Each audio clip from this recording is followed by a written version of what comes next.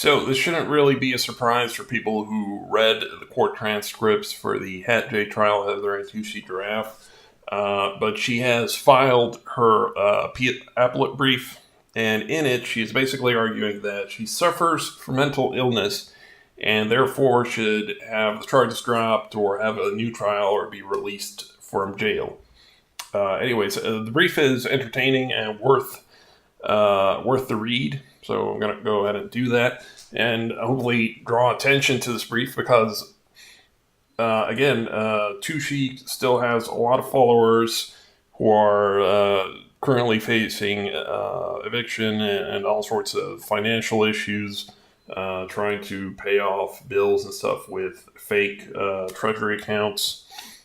So hopefully this dissuades people, and hopefully people realize that they've been following a crazy woman for quite a long time. Issues that the appeal raises are: 1, whether the lower court erred by failing to hold a competency hearing to determine if a defendant, in this case Heather, was competent to stand trial, where the record below is replete with evidence to raise substantial doubt as to the defendant's competency, and whether the lower court erred by allowing a defendant to represent herself where, from the beginning of the proceedings to the end, the record accumulated significant evidence to raise substantial doubt as to that defendant's competency. There's a summary of the facts of the trial. The alleged conduct involved Mr. Bean's efforts to procure certificates of deposit through unlawful online means, then cash those CDs to pay off credit card debt, etc. That's not the particularly important part. The court found that Ms. HATJ had waived her right to counsel and appointed elbow counsel with limited responsibility. That arrangement remained throughout the rest of the proceedings. No competency hearing was ever held, and that's the main argument here, that they should have held a competency hearing. From the start, Ms. HATJ draft challenged the court's jurisdiction along with other aspects of the case. She did so by filing a rash of documents that, for the most part, contained nonsensical ramblings. The rambling nature of these documents matched the rambling nature of many of her in-court statements. After hearing, the lower court denied a motion to dismiss and later made the underlying document subject to an in limine motion. Blah, blah, blah. The court sentenced HATJ draft to 57 months in prison and 2 years of supervised release. That's about 5 years. That's not particularly important. This is the key statute that they're relying on. Section A of this statute provides that the lower court shall order such a hearing on its own motion if there is reasonable cause to believe that the defendant may presently be suffering from a mental disease or defect rendering him mentally incompetent to the extent that he is unable to understand the nature and consequences of the proceedings against him. By failing to hold this hearing, the lower court abused its discretion and committed plain error, thus requiring the conviction against Ms. HATJ draft to be vacated and this case remanded for further proceedings. For similar reasons, the court committed error by allowing her to represent herself. The record is replete with evidence and red flags regarding her competency both to stand trial and represent herself. To have allowed her to proceed pro se was contrary to their prerogative and a duty the lower court has to inquire into a defendant's competency. They go on to discuss what the law requires. They're required to file a motion to determine competency of the defendant and B, hold a psychiatric or psychological examination and report. This is what they did in the what's his name? Winston Schrapp case, which is very similar because they both involve aliens and money. But yeah, they did do the psychiatric report for him, but they did do it for HATJ.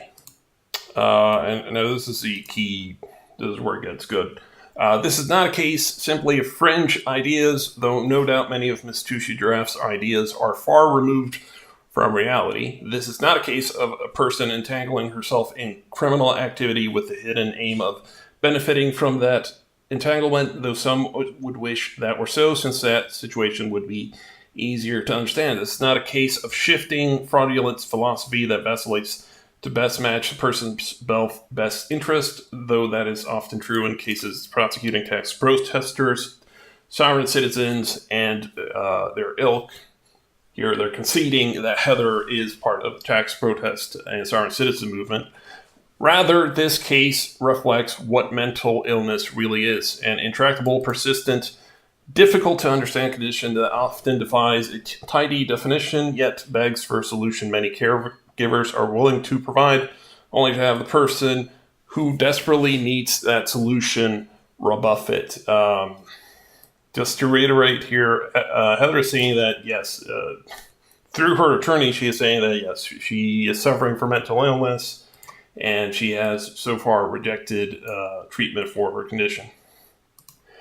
From the very outset of the lower court proceedings, Ms. Tucci's draft statements and participation were incoherent and bizarre. For example, when the judge attempts to discern whether Ms. Giraffe had in fact decided to represent herself, this dialogue took place. I'm not going to read the dialogue. This is a good one. I'm going to read it. The arraignment in Knoxville on August 24th, 2017 was not much different. Although she continued to protest the court's jurisdiction over her, Ms. Tucci Giraffe seemed to be answering questions rather coherently until one more closely examines what she's saying. This is key here. I've just arrived from Georgia. My teams are actually here, my legal teams, and we just didn't know that there was a hearing today. So we have a court stenographer and everything to come in and make a true and accurate record. That's a key part here. As the lawyer points out, there were in reality no legal teams, no private stenographers, and no private consultants waiting in the wings. But Heather still stated that she had a private stenographer and legal teams waiting for her outside. So basically, the lawyers basically arguing that Heather is crazy and believes that she had a private stenographer, even though she didn't have one. I guess you could argue that maybe she was just lying about it. But, why would she lie about that? Well, I guess she could be lying about it to impress her followers that were there. Moving on. With the next United States magistrate judge, Ms. Tucci's dialogue became even more bizarre, rambling, and out of touch with reality, even with regard to simple things as an oath. The dialogue between Ms. Tucci and the court was similarly bizarre and disconnected from reality on the point of whether she was going to represent herself moving forward. And it continued within the next minute or two. I'm not going to read all of that. The next hearing, held on October 18th, not surprisingly, got off on the wrong foot. She talks about the UCC filings. The dialogue devolved further after Ms. Tucci Giraffe explained that she had canceled her law license. Things never really improved in this hearing in terms of Ms. Giraffe's understanding of what even the court's role was. Even basic questions from the magistrate judge went unanswered or were answered in nonsensical ways. The questions from the court were designed to elicit information from Ms. Tucci Giraffe, but it is hard to imagine the court expected the types of answers that it got, and it got into... Actually, I don't want to read this one because it's crazy. However, as far as this is Heather talking. However, as we're not going to be creating criminals. However, as far as we're not going to be creating criminals like we have been to be able to feed into the prison systems, which are all money-based, there are tons of undercover agents that I even met with while I was in there who have been gathering evidence over the last 5 years, as well as marshals that were working as marshals while I was there. So, okay, she's saying that she's meeting with undercover agents. I completely respect you and Marie Smolto, Cynthia Davidson, Park Stills, Randy Bean, everyone that's in this courtroom. I respect you all. Yes, I spent the last 20 years working with those inside the industries to clean this up, saying, yes, we can move forward, yes, we can have court, blah, blah, blah. But we are not answering to a banking entity into the banking families. That's what I'm saying. It's slavery by a monetary instrument, and that's the fraud that was stopped.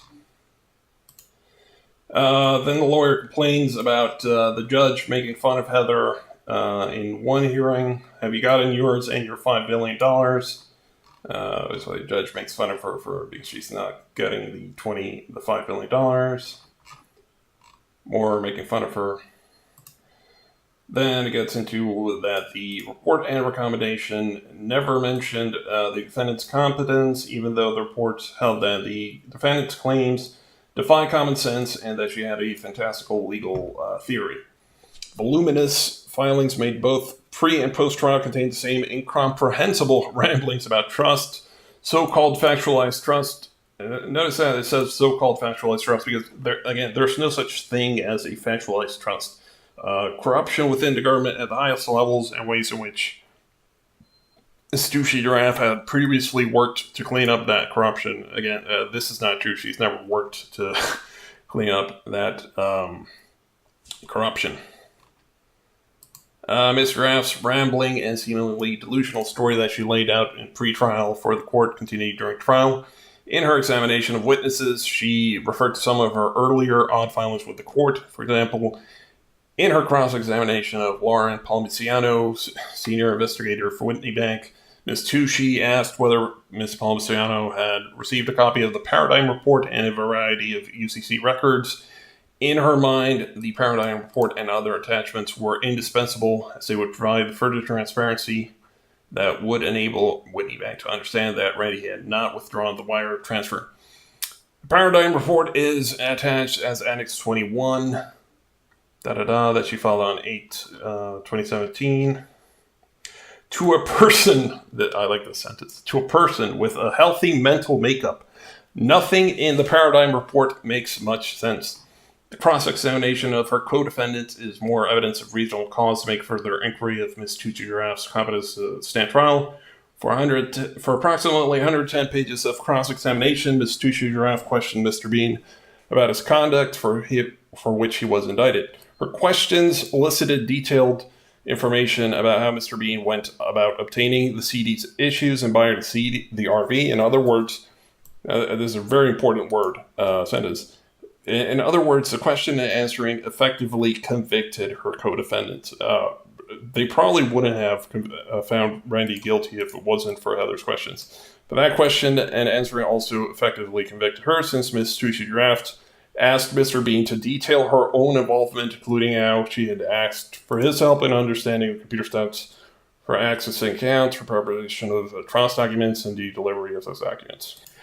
These actions were against her self-interest. These were not actions of a person of sound mind who, even under the minimal standards of law, was competent to stand trial or carry out her own defense, or even knew what was going on to understand the consequences of her own action. The opening statements, she delivered the same themes. Then, for 175 pages of testimony stretched over 2 days, Ms. Tucci Giraffe provided direct testimony through her own narrative, touching on how she hobnobbed with American politicians overseas, including Nancy Pelosi. The key point here, she has never met with Nancy Pelosi, but she said that she did. So either she's lying about it or she really believes that she met with her, which would mean that she's crazy. How she worked with the world's biggest banks, she never worked with them. How birth certificates are monetized, they're not monetized. How she was tasked with ferreting out corruption at sources as diverse as NASDAQ and the former Panamanian president. Never happened. How she traveled the world to meet with the highest levels of finance and government. Never happened. How she helped create factualized trust for every country around the planet for the most part. All illogical and implausible stories. This is Heather through her lawyer saying none of that happened. In fact, in her mind, the trial is not about the guilt or innocence, but rather about a cleanup of corruption in the world of finance. Ms. Tucci continued to incriminate herself with meandering and meaningless explanations of why she did what she did. Continuing. Her closing arguments contained the same type of meandering and illogical explanations. Instead of asking for mitigation, she continued with these types of explanation. Quote, throughout this case, I have been ridiculed and made fun of.